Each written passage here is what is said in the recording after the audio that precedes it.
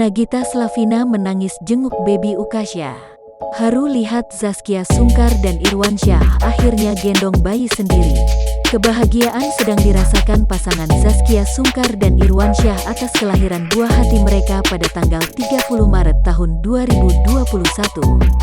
Kebahagiaan turut dirasakan sahabat Zaskia dan Irwansyah, salah satunya Nagita Slavina. Istri Raffi Ahmad itu sampai menangis saat menjenguk Ukasha. "Ya Allah, gue belum apa-apa udah nangis. Ya Allah," kata Nagita Slavina sembari mengusap sudut mata. Dikutip dari YouTube RANS Entertainment, Rabu, tanggal 7 April tahun 2021. Zaskia bingung melihat Nagita menangis. "Orang kocak dan aneh. Bukan kayak ngelihat apa gitu, tuh nangis," kata Nagita yang menangis semakin keras. Istri Irwansyah itu lantas mencandai gigi. "Udah say, bulu mata sayang. Kenapa sih elo jadi cengeng gih?" komentar Zaskia Sungkar.